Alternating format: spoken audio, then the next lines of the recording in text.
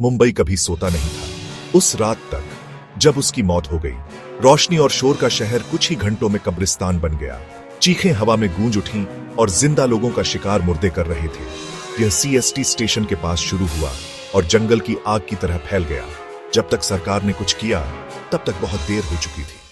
अस्पताल भर गए, ट्रेनें रुक गई, बाजार मौत के जाल बन गए, शहर तबाह हो गया। लेकिन एक इमारत बच गई। मुंबई के किनारे पुरानी मीठी नदी के पास एक वीरान टेक्सटाइल मिल खड़ी थी।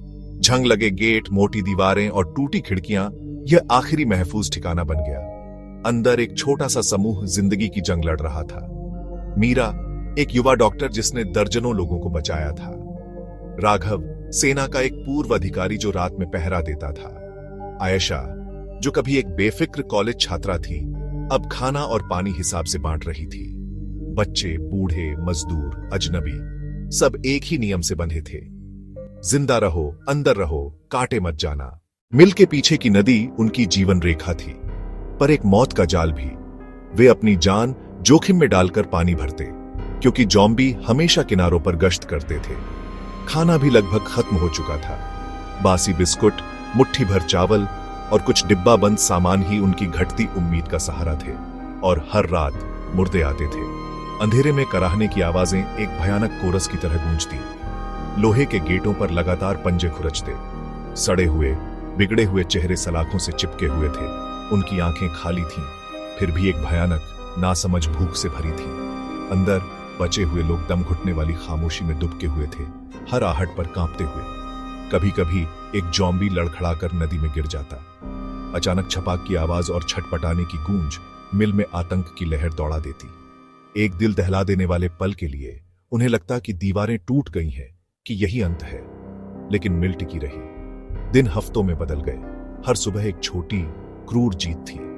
उनके किले से परे मुंबई एक भूतिया शहर था। उसकी ट्रेनें खामोश, बाजार वीरान और सड़कों पर केवल मुर्दों के घिसटते कदमों की गूंज थी। सपनों का शहर अब एक दुहा स्वप्न था। फिर एक सुबह एक दूर की गड़गड़ाहट ने खामोशी को चीर दिया, जो लगातार तेज होती गई। क्या यह कोई नया खतरा था? डर और अनिश्चितता के साथ बचे हुए लोग छत की ओर भागे। आसमान में एक सैन्य हेलीकॉप्टर चक्कर लगा रहा था। उसके रोटरों की आवाज ने नीचे मौजूद ज़ॉम्बियों की भीड़ को तितर-बितर कर दिया। लाउडस्पीकर से एक आवाज आई, ध्यान दें बचे हुए लोगों, ये भारतीय चिकित्सा अनुसंधान दल है। हमने एक इलाज विकसित कर लिया है। आप जहां हैं वहीं रहें, बचाव आ रहा है। शब्द हवा में गूंज रहे थे, लेकिन उन पर विश्वास करना मुश्किल था। क्या यह सच हो सकता है? इतने धोखों के बाद उम्मीद करना भी एक जोखिम जैसा लग रहा था। कुछ ही पलों बाद हेलीकॉप्टर ने गेट के ठीक बाहर एक कंटेनर गिराया, ज़ॉम्बियों की पहुंच के खतरनाक रूप से करीब। कुछ बहादुरों ने ज़ॉम्बियों का ध्यान भटकाया, जबकि दूसरे उसे अंदर खींच लाए। अंदर एक चमकते हुए सीरम की शीशियां थीं, ज़ॉम्बी संक्रमण के खिलाफ पहला टीका, जिसे शहर के बाहर छिपी प्रयोगशालाओं में दिन रात काम कर रहे वैज्ञानिकों ने बनाया था। समय बर्बाद किए बिना मीरा ने जल्दी से सबसे कमजोर लोगों और उन लोगों को भी इंजेक्शन लगाया जिनमें संक्रमण के शुरुआती लक्षण थे। धीरे धीरे एक चमत्कार हुआ। वह जानलेवा बुखार, जिसका मतलब कभी निश्चित मौत होता था, अब टूटने लगा। दर्द भरी कराहें राहत और खुशी की चीखों में बदल गई। हफ्तों की निराशा के बाद पहली बार हवा में उम्मीद की एक नाजुक महक भर गई। लड़ाई खत्म नहीं हुई थी, लेकिन अब उनके पास लड़ने का एक मौका था। आखिरकार वो दिन आ ही गया जिसका सबको इंतजार था। कुछ ही दिनों में सेना के बख्तरबंद ट्रक मुंबई में घुस आए। उन्होंने आग और फौलाद से सड़कों को उन खौफनाक दरिंदों से साफ कर दिया जिन्होंने शहर को अपनी गिरफ्त में ले रखा था। जब सैनिकों ने मिल पर धावा बोला, तो वो सिर्फ दरवाजे नहीं तोड़ रहे थे, बल्कि निराशा की दीवारों को भी गिरा रहे थे। उन्होंने थके हारे लेकिन जिंदा बचे हुए लोगों को सुरक्षित बाहर निकाला। जैसे ही वे मदद के लिए आए ट्रकों पर चढ़े, हर एक ने उस पुरानी मिल को आखिरी बार मुड़कर देखा।